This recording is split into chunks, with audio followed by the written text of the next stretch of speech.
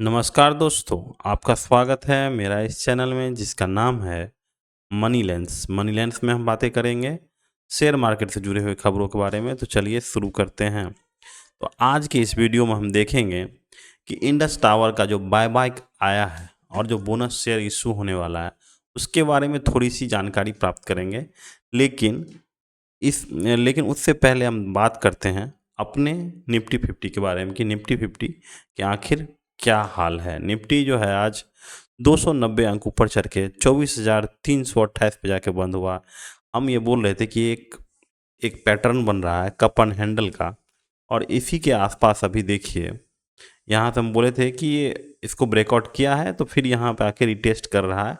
Retest करने के बाद देखते हैं कि अभी कुछ भी ट्रिगर नहीं है, क्योंकि जितने भी कंपनियों का जो रिजल्ट आ रहा है वो 10%, 10%, 8%, 9% या फिर कुछ भी ग्रोथ नहीं दिखा रहा। लेकिन ज़्यादातर कंपनियों में 10% का ग्रोथ दिखा रहा है, 2 से 3% जीडीपी, उसके बाद 6-7%, आप 4 से 5% आप मान लीजिए इन्फ्लेशन, तो ऐसे ही 7-8% हो जाता है।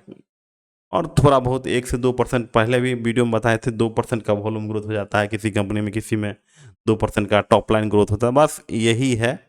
तो मार्केट में अभी कोई ट्रिगर नहीं है, अभी यहाँ से इसको कंसोलिडेशन फेज में जाने की संभावना है। तो आज का जो मार्केट था वो उठा, यानी 290 अंक जो उठा है उसके पीछे का कारण आप देखिएगा तो सबसे बड़ा कारण था कि रिलायंस के स्टॉक्स में जो तेजी आई है, यानी 5.5% का जो तेजी आया है, इसके कारण आज जो है हमारा शेयर मार्केट यानी निफ्टी बहुत तेज़ी से ऊपर चढ़ा है। और दूसरा कारण था कि जितने भी डिफेंस स्टॉक्स थे वो एक तरफ से बढ़ने लगे हैं, और वो बढ़े इसलिए कि बेसिकली ये एक रिटेल रिटेल जो है ये डिफेंस को बढ़ा रहा है।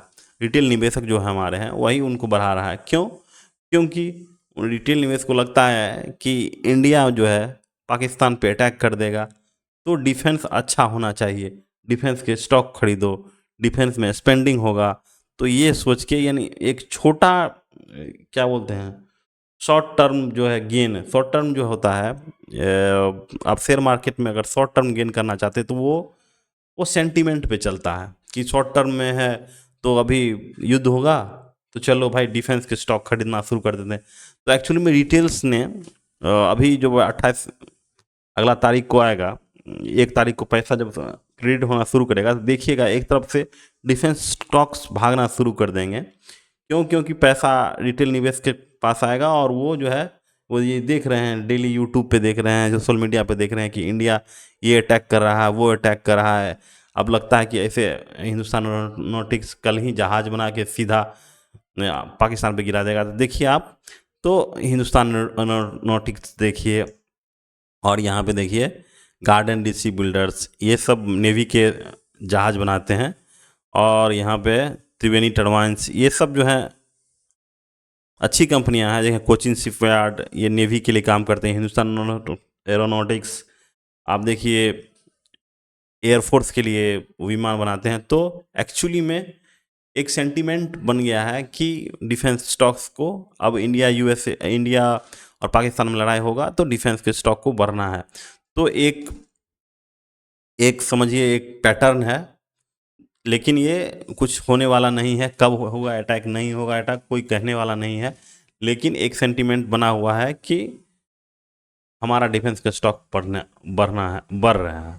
तो अब जो है रिलायंस इंडस्ट्री में आप देखिए, रिलायंस इंडस्ट्री जो 5% चढ़ा है, एक तो ऐसे ही बहुत ही हैवी मार्केट कैप का हो गया है। आप ये देखिए 1 लाख करोड़, क्या कहते हैं, ये 18 लाख करोड़ से ज़्यादा का मार्केट कैप हो गया है, और इतनी भारी कंपनी हो गई है। फिर भी इसमें जो है अभी अर्निंग का ग्रोथ आने के बाद टॉप लाइन का जो ग्रोथ हुआ है, यहाँ देखिए 2,40,000 के आसपास जो क्वार्टर ऑन क्वार्टर सेल था, उससे 2,60,000 यानी 20,000 करोड़ का सीधा टॉप लाइन ग्रोथ हुआ है। और ईपीएस में देखिए, ईपीएस में भी 13.7 से 14.34 हो गया, यानी ग्रोथ दिखा।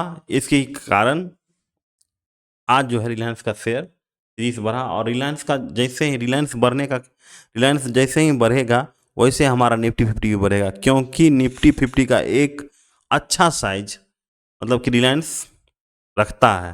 वो लगता है 30 से 40% के आसपास, 30-40% नहीं 20% के आसपास जो है निफ्टी 50 का भार जो रिलायंस के पास है। तो रिलायंस बढ़ेगा तो एक्चुअली में निफ्टी 50 बढ़ेगा, और यही कारण था कि आज HAL, garden reef, Cochin shipyard ये बढ़ा था। और रिलायंस में जो मेन जो सेगमेंट में जहाँ पे बढ़ोतरी हुई है अर्निंग में, वो है जियो फाइनेंस, जियो में जो जियो के कस्टमर्स हैं, और डिजिटल जितना मार्केट है उसमें काफ़ी अच्छा ग्रोथ 17 से 18% किए हैं। और दूसरा है जो रिलायंस रिटेल है, जो जियो मार्ट जिसको बोलते हैं, उसमें 15 से 16% का ग्रोथ है। तो इसी ग्रोथ के लिए इसमें जो है ओवरऑल ग्रोथ आ गया है। यहाँ पे देखिए ईयर ऑन ईयर 10 से 11% के आसपास ईयर ऑन ईयर ग्रोथ हुआ है। बाकी सब ऑयल बिजनेस में घाटा ही लग रहा है, ऑयल बिजनेस उतना अच्छा है नहीं। तो इनका सब जो है सिर्फ डिजिटल मिशन और कंज्यूमर, यही दो बिजनेस जो है रिलायंस को उठा के रखा हुआ, जिसके कारण अच्छी ग्रोथ आई है। लेकिन ये ग्रोथ कब तक रहेगी वो तो आने वाला समय ही बताएगा।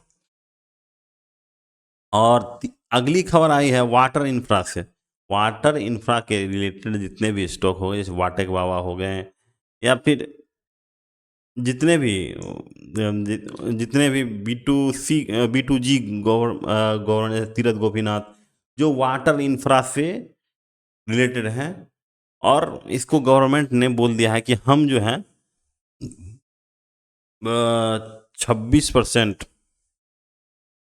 ये हम दिखाते हैं आपको, एक अच्छा फंड जो है 26 से 27% जो है 46% गवर्नमेंट / जल जीवन मिशन बजट बाय 46%।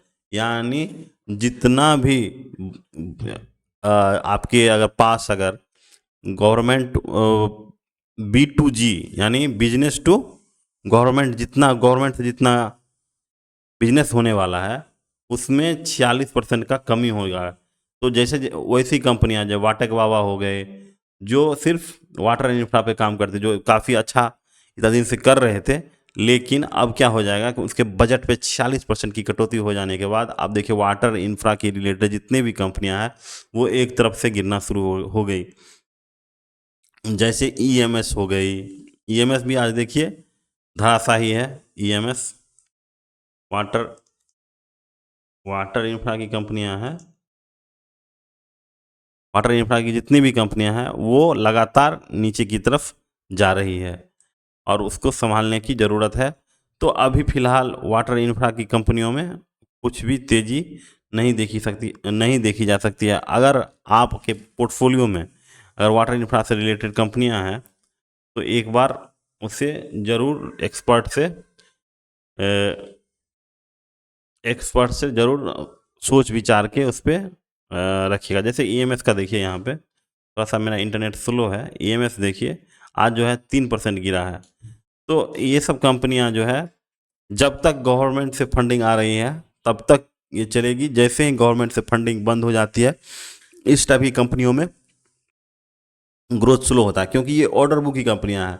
अगर एक बार अगर 60% ईयर इन ईयर हुआ तो वो हर क्वार्टर हर साल 60% का ऑर्डर बुक ग्रोथ होगा, तभी जाके उसका PE सस्टेन करेगा, नहीं तो PE श्रिंक करना शुरू हो जाएगा। तो ये तो थी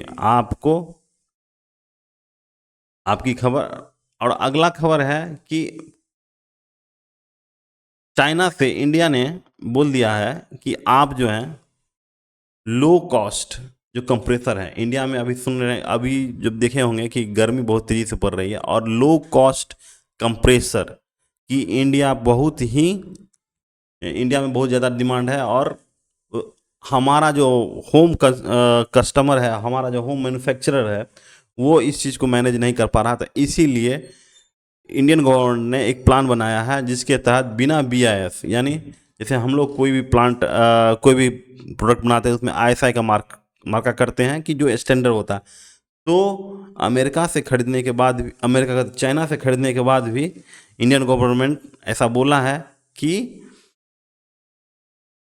आपको बिना BIS का, बियर ऑफ इंडियन सर्टिफिकेट के भी आप जो है कंप्रेसर इंडिया में ला सकते हैं, इंपोर्ट कर सकते हैं। तो इससे हमारा जो डोमेस्टिक मार्केट है, जो छोटी छोटी कंपनियां जो कंप्रेसर बनाती हैं, उस पर बहुत ही बुरा असर पड़ेगी और ये AC के लाइफ को भी डैमेज करेगी। जैसे बड़ी बड़ी कंपनियां हैं, ब्लू स्टार, हिताची, ये सब में अगर मान लीजिए कि चाइना से सस्ता कंप्रेसर लगा तो उसका जो लॉन्जिविटी है वो भी तो कम हो जाएगा। तो ये सब भी देखने वाली बात है। तो अब हम अपने इम्पोर्टेंट टॉपिक पे आते हैं कि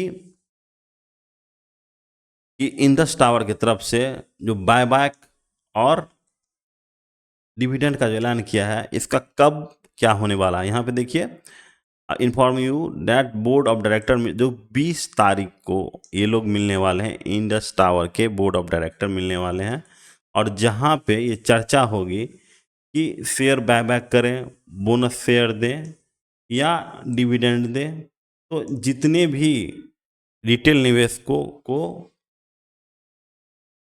फायदा पहुंचाने वाले चीज़ हैं, जो बायबैक होगा तो अच्छा ही होगा, बोनस शेयर मिलेगा।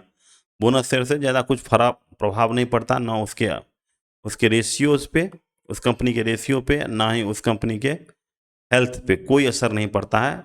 लेकिन बायबैक से कंपनी का प्राइस जो है इंडस टावर का जरूर ऊपर की तरफ जाएगा, और वो देख लगता है कि शुरुआत भी हो चुका है। इंडस टावर जो है मेनली अब प्रॉब्लम ही झेलेगा, क्योंकि जिस तरह से जियो और रिलायंस ने बोल दिया है कि हम जो है स्टारलिंक लगाएंगे, तो अब इंडस टावर का जो स्टॉक्स होगा, अब देखिए धीरे धीरे खसकता चला जाएगा होगा। यहाँ पे देखिए ऊपर से 450 के आसपास से गिरते हुए 350 के आसपास आ चुका है, फिर से यहाँ उड़ान भर रहा है। लेकिन अब बायबैक का ही इंतजार है, जिससे इसके प्राइस को और मजबूती मिलेगी और वो ये ऊपर जाएगा।